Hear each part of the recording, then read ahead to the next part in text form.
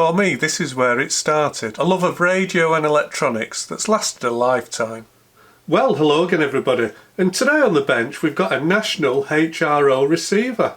I really wasn't joking when I said that my obsession for radio and electronics started with a little red lamp, because it did just that. It started with a little red lamp on the National HRO receiver of a radio that used to belong to my grandfather. I'm sorry to say that this isn't the actual radio that used to belong to my grandfather all those years ago, but it's certainly a very similar model.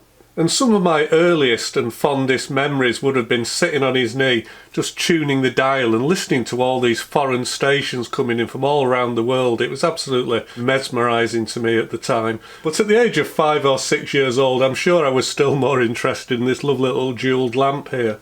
The story of the National HRO communication receiver started back in 1935 when the American General Electric Company won a government contract to actually manufacture a communication receiver for the military. And it is somewhat amazing that the General Electric Company did win that government contract, given that they'd never built a radio before. So the General Electric Company had to find somebody that could both design and manufacture a radio for them. And they turned to the National Radio Company based in Malden, Massachusetts. Now there's two features of our HRO receiver here that make it completely and instantly recognisable. The first of those features is this very large, and in fact in some ways overbearing, this is actually what they call the epicyclic tuning control.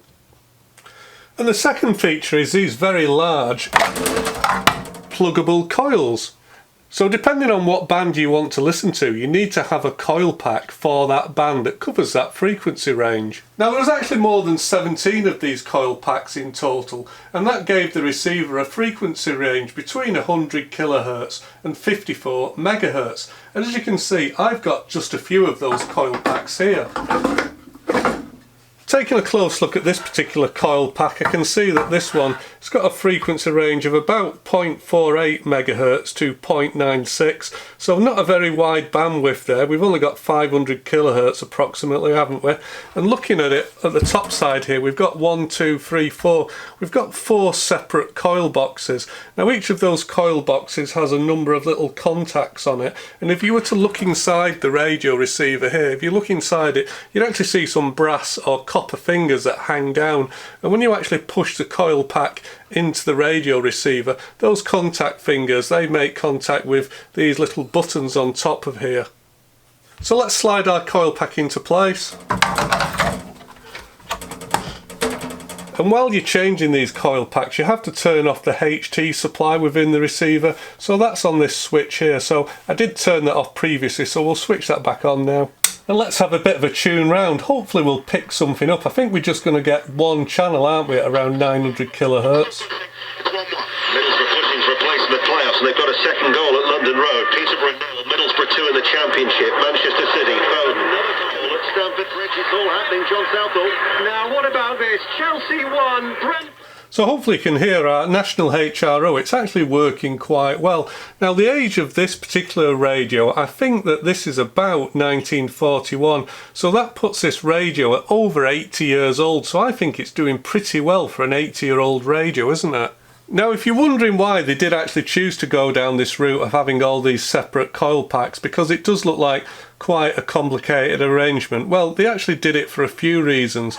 Now the first of the reasons is if you were actually to build in all the different coils required to work on every different band, you would end up with a very large and a very big radio. And you'd probably end up with a very much bigger radio, something looking like maybe an AR-88. But by having these pluggable coil packs, what it actually meant is they could actually ship the radio with the coil packs that they needed. You weren't carrying around all those coils that you didn't need. And the other advantage is you didn't need a very complicated switching arrangement to select all those bands.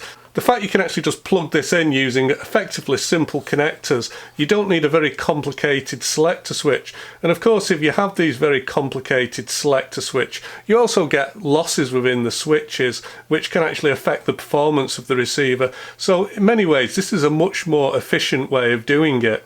As I mentioned earlier, the front of the radio really is dominated by this huge tuning indicator. Now, one complication of using the HRO is that it doesn't actually give a direct readout of frequency.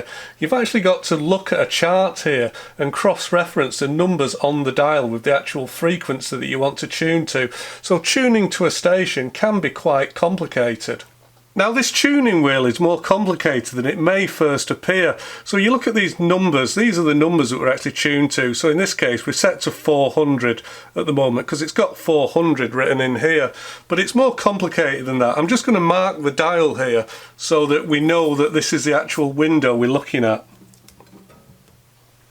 So with our tuning indicator set to 400, I'm just going to do one full rotation on the dial now, but keep an eye on this particular window. So here we go.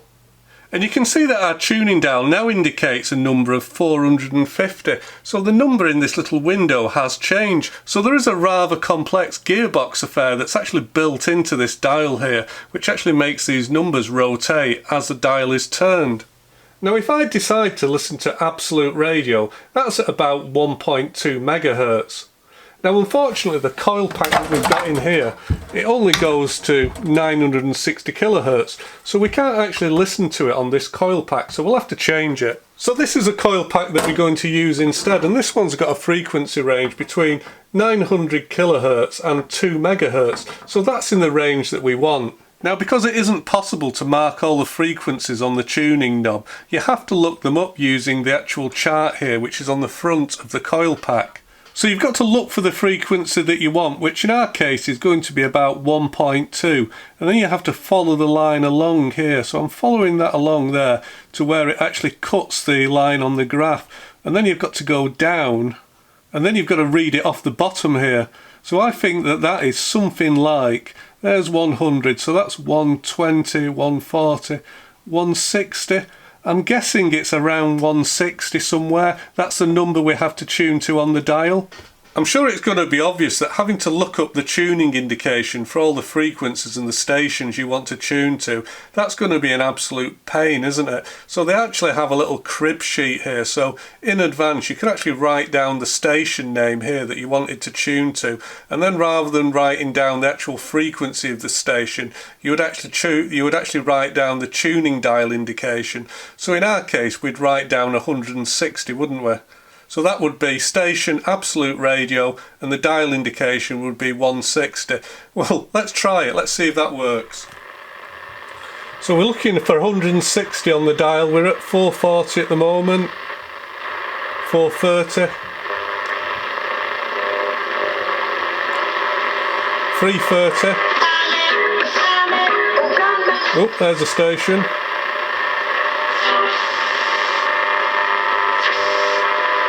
Alright, 240.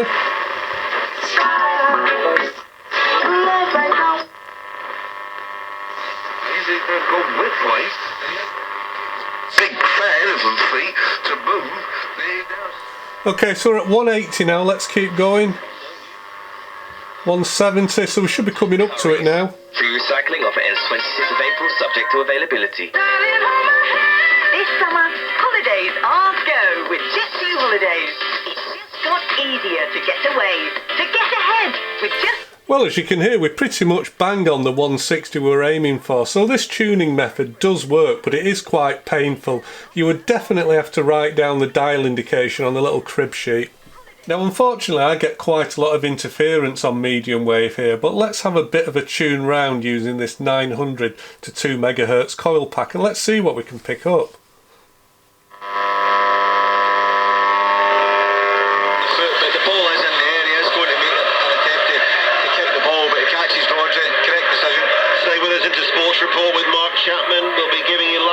When we can hear from Turf Moor in our commentary game of Burnley 0, Manchester City 2, Jesus on the... As their side are about to beat Chelsea for the first time in over 80 years, a quite remarkable performance on the same side. Chelsea 1, Brentford 4. James Savundra, thank you. We may have got a late winner at Kenilworth Road in the Championship. I don't want anybody else. I want to think about you.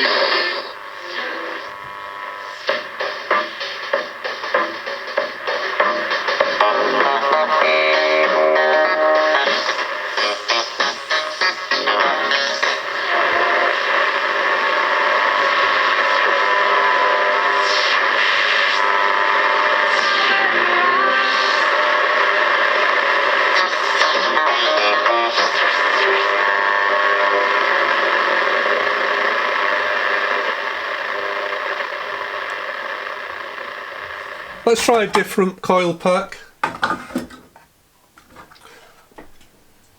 So it looks like this one goes from 7 to 14 megahertz, so maybe we'll get some amateur radio action.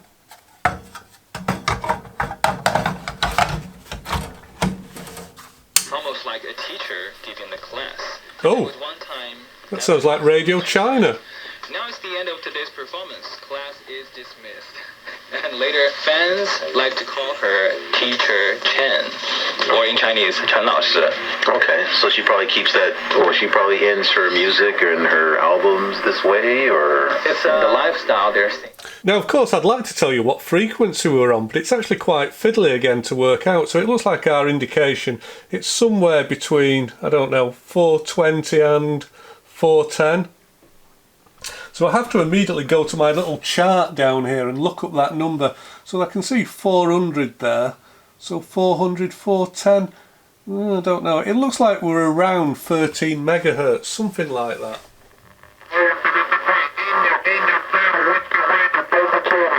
So it sounds like we're getting some amateur radio action here, but of course that's going to be SSB. So let's see if we can turn on the radio's beat frequency oscillator and tune it in.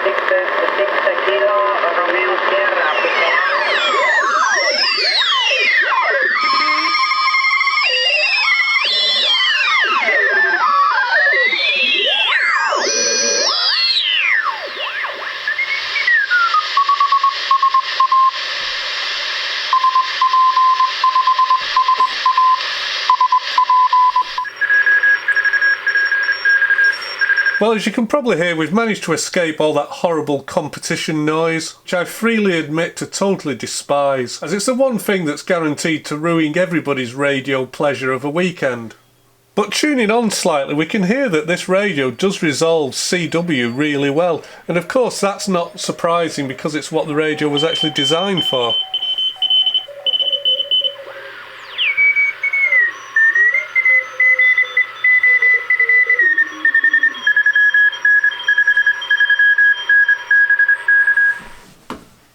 So I did buy this radio in the condition that we find it in today, and as you can see it was actually previously restored by somebody, and that somebody has left a little label on it for us. So just to read the label, it says this HRO 50MX serial number C638 was restored by Ken Waters during the winter of 2010. All resistors changed and some capacitors.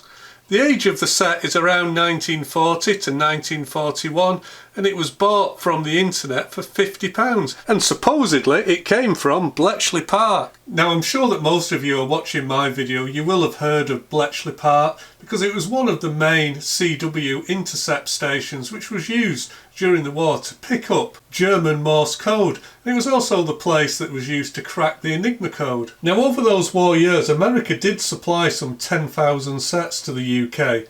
Now of course it is quite possible that this radio was operated at Bletchley Park, but to be honest I've got no idea. The radio itself is of relatively simple construction, being a single conversion superhet type.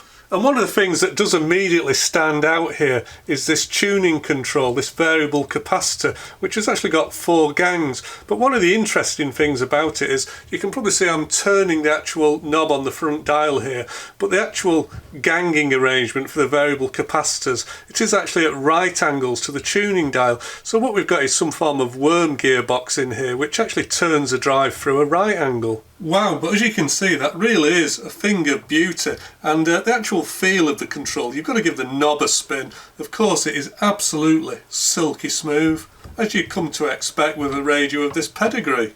Now under the tuning gang, I've actually just spotted a waxy capacitor, so it looks like our friend Ken didn't actually change out all the capacitors, so here's a waxy one, so that's going to need to come out at some point. Well, 80 years later, and judging by today's standards, these radios aren't super sensitive, but certainly they were very well respected back in the day, and they were actually still manufacturing these right up till the 1960s, and they did remain in use by governments around the world up to the 1970s. Well, as you can see, our receiver has 9 valves. V1 and V2 are the first and second RF amplifier, and they're provided by 2 6D6 valves. Valve 3 is the first detector and mixer and is a 6C6. V4 is a high frequency oscillator and is also a 6C6. V5 and V6 are the first and second IF amplifiers and they're provided by 2 6D6 valves. V7 is a 6B7 and that combines the diode detector, AVC and the first audio stage. V8 is a second audio stage and V9 is a beat frequency oscillator, again provided by a 6C6. The National HRO Receiver did have quite a few special design features. Typically for most vintage radios you'll find that the gain falls as the frequency increases, and in many instances some of those higher frequency bands can actually sound quite deaf. But the amplifier stages within the HRO were specifically designed to be very flat across the whole range of the radio receiver. As I mentioned earlier, the HF oscillator is based around a 6C6 pentode valve and it's used in a Hartley configuration, and very careful attention was given to the design of the oscillator to ensure that it was stable, and temperature compensating capacitors were added to the coils to ensure the drift was minimal. The audio output for these receivers was via a Type 42 output pentode, and these could provide a maximum of 2 watts into a 7,000 ohm load. So these receivers were actually designed to be used with a high impedance speaker. However, in the case of this particular receiver, it's actually been modified and there is an audio output transformer installed under the chassis. So I've been able to connect an 8 ohm speaker to it. Now the HRO receiver was also designed to use a separate rather than an internal power supply, and you can see this is a power supply that I'm using here, but unfortunately this isn't the original power supply that would have been supplied with the radio. I don't know why, but it always appears to me that you find lots of radios for sale but you very rarely find the matching power supplies that go with them. Back in the day, the HRO receiver was so highly respected, it was in fact copied several times. And perhaps surprisingly, it was even copied by the Germans in the form of the Corting KST, although they did use German valves. Well, I hope you've all enjoyed this very quick look at my National HRO receiver. We will be doing some work on this in the future. But I think for today that'll do. But before I go, I'll share with you how the HRO got its name. Apparently when this radio was developed by the National company, they were under quite a lot of pressure to bring it to market. In fact, the design engineers that worked on it were said to be in a hell of a rush, and the original code name for this radio was the HOR, hell of a rush. However, the powers that be, and probably quite wisely, decided that it wouldn't be a good idea to name a radio with the initials HOR because it sounded a little bit too close to the word whore. So in their wisdom they decided to rearrange those letters from HOR to HRO, and that's how the National HRO got its name. Until next time, bye bye for now.